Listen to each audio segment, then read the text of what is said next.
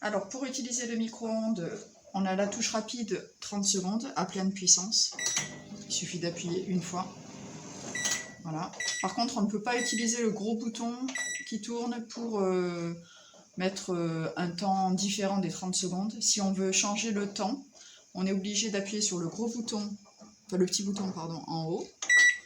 On tourne le gros bouton rond pour sélectionner la puissance, donc 50% ou 80%. On valide en appuyant sur 30. Et là, on choisit le temps, 5 secondes, 10 secondes, 15 secondes, donc de 5 en 5. Et pour valider à nouveau, on appuie encore sur le 30. Voilà, donc comme vous pouvez le voir, c'est pas très intuitif. Ensuite, à l'intérieur du micro-ondes, on a différents programmes, voilà, qu'on peut choisir. Donc pareil, il faut d'abord choisir le mode A1 et ensuite B1. Et pour ça, il faut tourner encore. Donc A1, je valide avec le bouton 30 et je tourne ensuite pour avoir B1, B2, etc. Pour annuler, touche stop. Donc au final, c'est un micro-ondes qui est assez performant, mais il faut être habitué quand même aux technologies pour pouvoir l'utiliser. Je vois mal une personne âgée qui a peu l'habitude de ce genre d'outils, en fait, commencer à rentrer dans les programmes, etc. Voilà. Sinon, je vous dis, il faut passer toujours par la touche 30, et lorsqu'on veut augmenter, c'est toujours de 30 en 30. Donc c'est pas très simple. Si on veut juste réchauffer une tasse de café 20 secondes, ça devient un peu compliqué.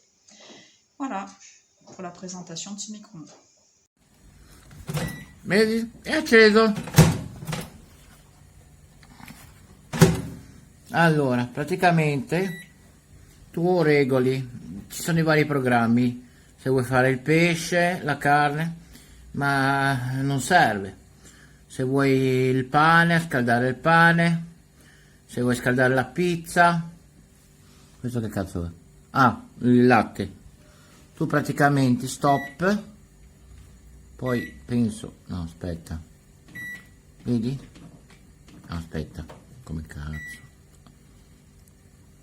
Poi metti il programma e lo scaldi, 29 minuti, è un po' troppo, diventa latte pastorizzato, diventa yogurt, caldo così.